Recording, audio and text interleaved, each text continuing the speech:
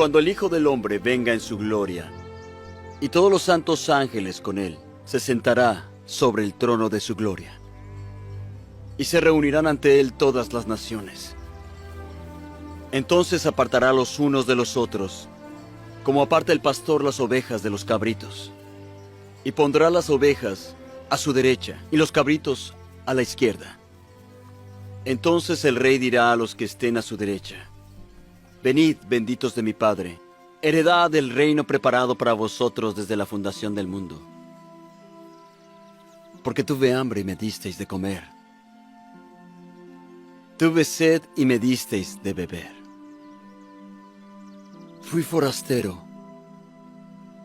y me recogisteis. Y así iniciamos su programa Salud y Variedad, con un alto contenido de interés para todos ustedes. No se muevan porque vamos a subir con nuestros anunciantes, pero vamos a regresar en breve.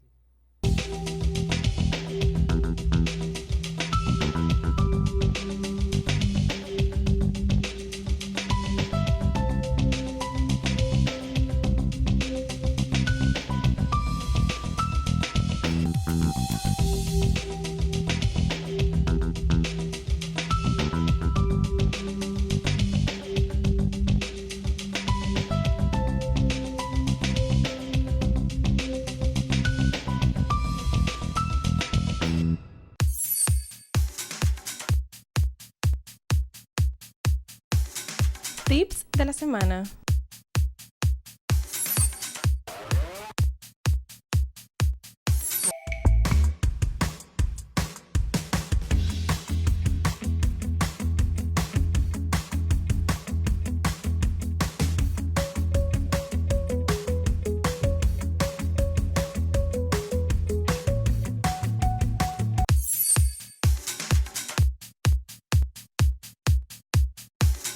Tips de la semana.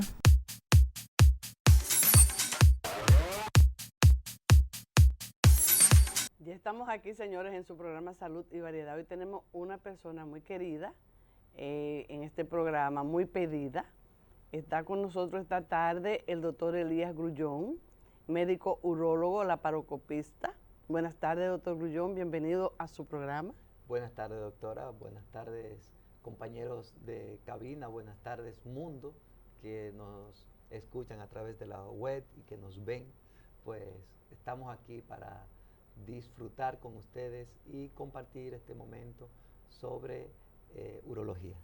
Ok, bueno, ustedes saben que este es un programa que va a la familia, un programa que va a una parte llana, no va a este estilo de persona ni nada. Por lo tanto, tenemos al doctor aquí, vamos a hablar cuáles son las causas más frecuentes o cuáles síntomas pueden llevar a un paciente a que vaya a una visita con el urólogo. Sí, definitivamente hay diferentes razones por las cuales un paciente visita al urólogo. Por ejemplo, hay pacientes que presentan problemas de cáncer de próstata, llámese que otro médico lo diagnosticó y va a buscar una segunda opinión, o llámese, por ejemplo, que el paciente tenga sintomatología, que tenga disuria, o sea, cuando el paciente orina, le pica, le arde, le molesta. Podemos encontrar que el paciente puede tener nicturia, o sea, cuando el paciente orina por la noche más de 2 veces, entonces ya eso es una condición que hay que investigar en el paciente. Por ejemplo, el paciente tiene lo que se llama disminución del calibre del chorro urinario. Cuando el chorro disminuye, entonces el paciente acude a consulta. Por ejemplo, cuando el paciente tiene polaquiuria, o sea que va cada rato a orinar, el paciente va, o sea, es un deseo inminente de ir a orinar cada rato. Entonces definitivamente encontramos que el paciente pues acude a consulta. Y desde luego en nuestro medio pues va desde una infección pura y simplemente hasta un cáncer de próstata, y eso es algo que debe preocupar al especialista y al paciente. Doctor, pero uno de los síntomas más floridos, más patognomónicos del cáncer de próstata, si podríamos llamar, o es un conjunto, o hay algo que cuando el paciente llega, usted le está haciendo una historia clínica, porque ustedes saben que los médicos hacen un conversatorio antes de pasar a la camilla. ¿Qué le llama más la atención que usted pueda decir inmediatamente, bueno, tengo que orientarme por si es un cáncer de próstata, o simplemente puede ser piedra en los riñones, o Exacto. puede ser una infección en la orina? Hay un síntoma que yo quiero que usted aclare aquí, que también es, por ejemplo, cuando tienen relaciones sexuales, hay hombres que dicen que sienten mucho ardor, pero no por fuera, sino por dentro. Exactamente. Mira, es muy buena pregunta. Yo realmente Gracias. estoy impresionado, pero sí es así. O sea, hay muchos pacientes que tienen, pues, lo que se llama, pues, una infección pura y simplemente de la orina, pero puede ser una prostatitis, puede ser una orquiepididimitis, o sea, una inflamación en el conducto que comunica el testículo con la próstata, y también podemos encontrar que el paciente puede tener una litiasis, una piedra en el uréter, y también le puede dar, pues, el proceso irritativo a nivel de vías urinarias. Ok, doctor, pero todo esto, independientemente, porque sabemos muchas veces que muchos síntomas en orina puede ser que ocurran en pacientes con alguna enfermedad metabólica como la diabetes. Sí, eso es frecuente. Eso es interesante también porque no todos los pacientes que se levanten muchas veces a orinar en la noche significa que tienen problemas prostáticos, pero no todos los pacientes que tienen que se levantan muchas veces en la noche a orinar tiene que ser que sea diabético. Entonces hay que investigarlo al paciente. O sea, no solamente el diagnóstico te lo da la historia clínica, sino también el examen físico, que es la exploración digital rectal, y también, pues, unos análisis de rutina. Y, desde luego, pues, la pericia del médico, del especialista, juega un papel fundamental, porque tengo pacientes, por ejemplo, que tienen estenosis de uretra. ¿Qué es la estenosis de uretra? O sea, la uretra es un tubo, y en un punto del tubo está cerrada. Entonces, he tenido pacientes que van donde muchísimos especialistas y dicen, pero doctor, he ido a muchos especialistas y no me han diagnosticado. E inmediatamente yo veo al paciente, lo chequeo y lo escucho, que eso es importante. Hoy en nuestros días, escuchar al paciente es fundamental. Cuando usted lo escucha al paciente, usted dice, no, por eso es una estenosis de uretra que tiene ese paciente. Entonces, ¿qué significa eso? Significa que hay que estudiarlo y hacerle los estudios del lugar. Por ejemplo, una uretrocistografía te ayuda muchísimo en el diagnóstico. Y dice, doctor, pero ¿y cómo los demás médicos no me indicaron ese estudio? Entonces, definitivamente, hay que tener cierta pericia para tú poder diagnosticar la situación a tiempo. Hay una situación, doctor. Por ejemplo, sabemos que cuando hay problema de próstata puede haber dolor o retención urinaria, ¿verdad? Exacto, así hay un síntoma, es un síntoma. Pero también a mí me interesa que usted, porque hay muchas preguntas en el aire, como hay una canción que me fascina, por si algo queda en el aire, ¿verdad? De una española. Doctor, pero algo, el olor del semen puede llamar la atención ante cualquier eventualidad de una prostatitis o algo. Tiene un olor característico para que el hombre sepa si hay un olor que diferente. Usted puede decir si a fruta, un olor a pescado. ¿Qué olor puede caracterizar el semen? Que un hombre pueda decir, tengo que ir al urólogo, la mujer le diga, mira, no está igual, te siento un olor que no es el mismo. ¿Cuál es el olor característico que debe más o menos mantener? Mira, el olor característico, el semen es transparente cuando, tú sabes que el semen se expulsa como si fuera un pegote, ¿de acuerdo? Como si fuera un pegote. Como una gelatina. Como una gelatina. Entonces hay una sustancia que se llama el PSA, que es el antígeno prostático específico, que se encarga de lisar el semen, y al lisarlo, pues el semen se convierte en agua.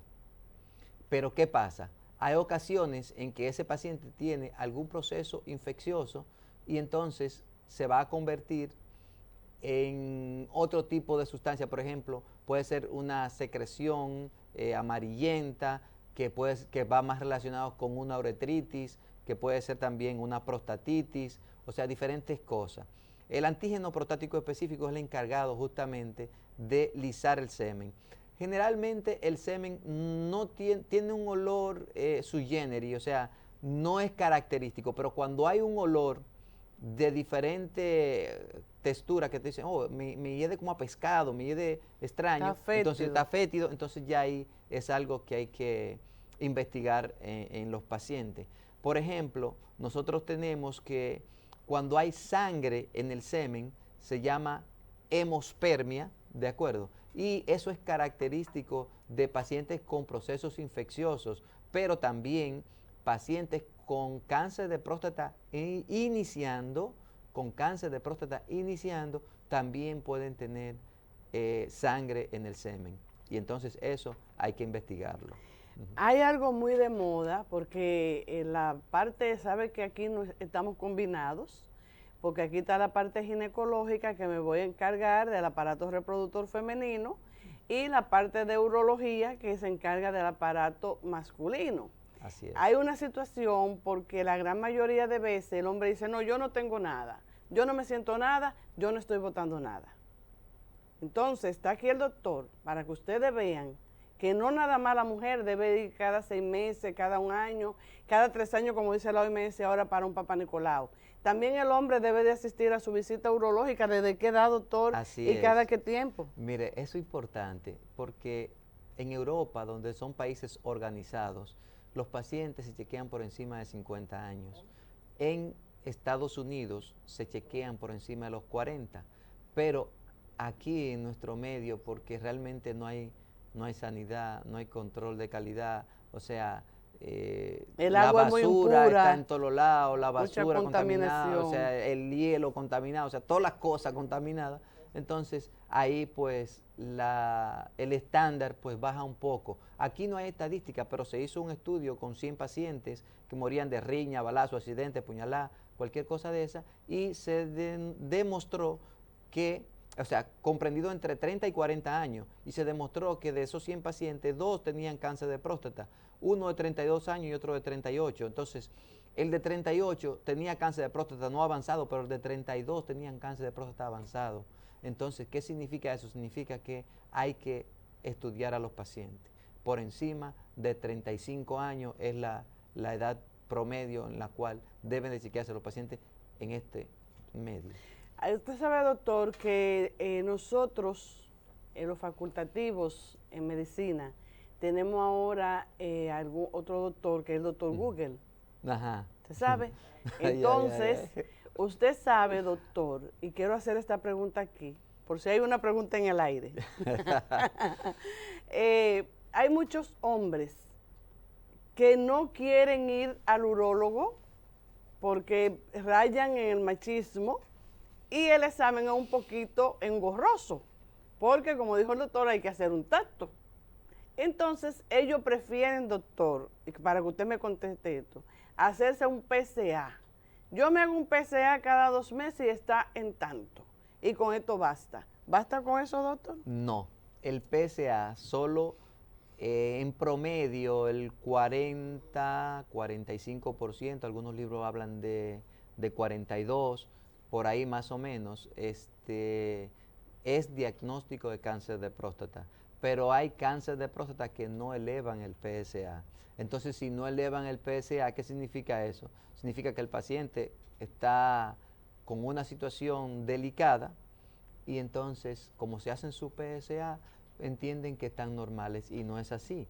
Por ejemplo, la exploración digital rectal, el tacto rectal, te da un 70% unido al PSA y hablan incluso hasta un 80% de que se puede diagnosticar a tiempo. Pero, ¿qué pasa? Si un paciente, usted ve que tiene un PSA elevado y que tiene un tacto rectal sospechoso, a ese paciente hay que diagnosticarlo y saber qué es lo que está pasando en ese paciente. ¿Qué es lo ideal? Lo ideal es hacerle estudios complementarios que nos aportan en el diagnóstico del paciente. Por ejemplo, ¿cuál? Bueno, una resonancia, una sonografía transrectal también pues, puede ayudar. Y el diagnóstico definitivo es el diagnóstico histopatológico. El diagnóstico histopatológico nos va a decir a nosotros cuál es la situación que tiene el paciente. Doctor, usted me va a dar un permisito, nuestro director nos está haciendo señas. Vamos a subir un momentito con nuestros anunciantes, pero no se muevan porque vamos a regresar en breve.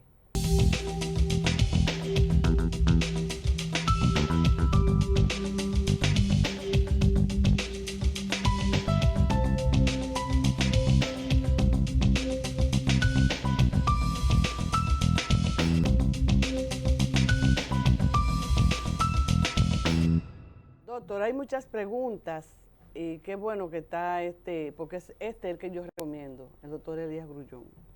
Doctor, después de una cirugía de próstata, ya sea un tumor benigno o sea un maligno, ¿qué hay y qué por ciento hay de erección en esos hombres? Muy buena pregunta, doctora, excelente. Porque hay hombres que dicen, oye, yo no me voy a operar, pues ya yo no voy a ser más hombre. ¿Tú sabes cómo es que hablan? No es así. Cuando sobre todo es un adenoma prostático, si el paciente tiene erección antes de la cirugía, va a tener erección después de la cirugía. E incluso yo he tenido pacientes que me han dicho, doctor, pues yo estoy mejor ahora que antes de la cirugía. Pero ¿qué pasa? Eso es en caso de adenomas. En caso de cáncer de próstata, pues hay que ser un poquito oncológico y entonces, ¿qué pasa? Hay 50% de probabilidades de que el paciente tenga erección luego de 6 meses de cirugía y hay 50% de pacientes que no tienen más erección. Pero ¿qué pasa? O sea, ya en nuestros días nosotros podemos pues colocarle al paciente lo que se llama una prótesis de pene. O sea, ¿qué es una prótesis de pene? Es un instrumento que se coloca dentro del pene y el paciente tiene su erección y el paciente muy parecida a la normal, incluso yo diría superior. ¿Por qué? Porque tú tienes tu prótesis colocada dentro del organismo y tú la bajas cuando tú quieras. Y es definitivamente algo que realmente Y ya hemos ayuda. tenido programa aquí de esas prótesis, claro, que hay claro maleables, sí. hay Exactamente, fijas, hay de sí, muchísimas sí. maneras. Entonces, la idea es que el paciente entienda que debe de chequearse. Si el paciente se chequea a tiempo, muere de otra cosa, que es lo que se quiere. Entonces, pues muchas veces los pacientes pues no tienen más erección, pero se le coloca su prótesis de pene y ahí está el paciente nuevo, nítido, pero está vivo. Pero el asunto es que si el paciente no acude al chequeo urológico, cuando viene a diagnosticarse la situación, entonces tiene el PSA por la nube por allá y entonces las cosas se pueden complicar. Entonces no es esa la idea es el chequeo a tiempo. Si usted se chequea a tiempo, usted va a ver que todo marcha bien. Pero si no se chequea, entonces las cosas se pueden complicar y no es esa la idea. Doctor, después de una cirugía de próstata, Ajá. De un cáncer de próstata, se le da quimio, si es sensible, ¿verdad? Mira, generalmente el cáncer de próstata es hormonoresistente, hormonosensible. O sea, ¿qué significa eso? Que el 95% de los cánceres son adenocarcinomas y los adenocarcinomas son sensibles en el 95% de los casos a hormonoterapia. No es lo mismo que quimioterapia. Exacto. Pero ¿qué pasa? Después que la hormonoterapia ya no ha resuelto la situación, entonces ya ahí se recomienda pues otro tipo de tratamiento. ¿De acuerdo? Pero en teoría los adenocarcinomas son sensibles a las hormonoterapias, no a la quimioterapia. Hay algo que me llama la atención y son tumores de la glándula suprarrenal que fuera de cámara usted me estuvo comentando que están apareciendo. Sí. Síntomas, por favor, edad. Exacto. Mire, esto es interesante. Yo tengo un paciente de 34 años que le hice una suprarrenalectomía. Eso se hace vía laparoscópica con hoyitos y por ahí se saca la glándula suprarrenal completa. Ese paciente tenía un tumor de glándula suprarrenal. Ese paciente y todos los demás, yo he tenido unos cuantos, pero estoy hablando de uno que tuve recientemente en este mes, y realmente el paciente salió muy bien de su cirugía, pero el asunto es que la glándula suprarrenal es la glándula más irrigada del organismo. Y entonces, ¿qué pasa? Si tú tienes ahí una célula maligna, entonces en cualquier momento esas células se van a cualquier parte del organismo, se van al cerebro, se van a los pulmones, se van al hígado, se van a todas las partes. Entonces, ¿qué hay que hacer? Una vez se diagnostica a tiempo, ese paciente muere de otra Pero cosa. ¿cuál síntoma que puede llamar la atención? En sus inicios no da síntomas el Oh. cáncer de glándula suprarrenal, pero hay ocasiones en que los pacientes pues tienen un aumento de la presión, tienen Arterial. de la presión arterial, definitivamente, y encontramos en estos pacientes también que hay pues dolor, porque la glándula suprarrenal está en un sitio muy pequeño, está en un sitio localizado justamente encima del riñón, pero debajo del hígado. Entonces, cuando hay unas células que crecen ahí, pues el paciente siente dolor y molestia en región lumbar, llámese derecha si es del lado derecho, izquierda si es del lado izquierdo. Por eso insisto en que siempre usted debe ir a su chequeo, porque esto puede ser un hallazgo fortuito en la consulta es. del doctor. O sea, usted va a su chequeo, déjame irme chequear con el urólogo, y el doctor al hacerle la historia, al hacerle los exámenes físicos que lleva de lugar, laboratorio, pues se puede llegar a un tipo de tumor que está apareciendo últimamente. Así es. Estoy preocupado porque realmente ha habido un aumento en el grado del tumor y también en la frecuencia del tumor. O sea, estoy preocupado por eso porque realmente no es lo común que haya tumores de glándula suprarrenal, pero he visto unos cuantos en estos últimos días y estoy preocupado por esa situación. Doctor, hay una cosa, porque ya los muchachos, usted sabe que el tiempo es traidor en televisión, quizá hoy no podamos poner las cápsulas porque tenemos el doctor aquí, lo he sacado de un quirófano, de 10,000 cosas que tiene para que puedan tener las orientaciones del lugar. Hay pacientes que muchas veces cursan con quiste en los riñones. Así es. Eso es algo que puede convertirse en un futuro en algo maligno, puede dar algún tipo de síntoma que pueda llevar a un paciente a diálisis. ¿Qué ocurre con ese tipo de quiste en los riñones? Hay pacientes que tienen quiste. Los quistes no son más que agua. Los quistes solo tienen indicación de cirugía cuando miden más de 10 centímetros o cuando le causan dolor y molestia al paciente. Entonces ya ahí es indicación de cirugía. Pero si los quistes miden menos de 10 centímetros y los quistes son agua, no pasa nada. Pero ¿qué pasa? Hay ocasiones en que dentro de los quistes crecen vegetaciones, entonces al crecer vegetaciones dentro de los quistes, pues entonces ya se convierte en maligno. Entonces a ese paciente hay que quitarle no solamente el quiste, sino parte del riñón, hacerle una heminefrectomía o en su defecto, hacerle una nefrectomía. Todo va a depender del tamaño del tumor y esas cosas, que crezca dentro del quiste. Si no crece nada dentro del quiste, pues lo que hacemos generalmente es observación, orientación al paciente, que cada 6 meses debe hacerse una sonografía y cada año su tomografía. Bueno, doctor, usted sabe que el tiempo es muy traidor en televisión, nuestro director no hace señas. Ya para despedirnos, el doctor está en el Centro Coromina Pepín, se pondrán los teléfonos en pantalla, mi vecino de consulta, pero yo pienso que usted debe de darle algún consejo, ya para terminar, a todas las personas que nos están viendo, ya sea la hidratación, la forma de comer. Es importante que no comamos comida chatarra, es importante que llevemos una vida sana, saludable, que caminemos, que hagamos ejercicio, que eso nos va a ayudar de forma definitiva. Y desde luego, si se detecta a tiempo cualquier tipo de patología, pues el paciente muere de otra cosa, que es lo que se quiere. Y mucho jugo de tomate, ¿verdad, doctor? Así según es, dicen. sí. Doctor, gracias por acompañarnos y a ustedes por sintonizarnos.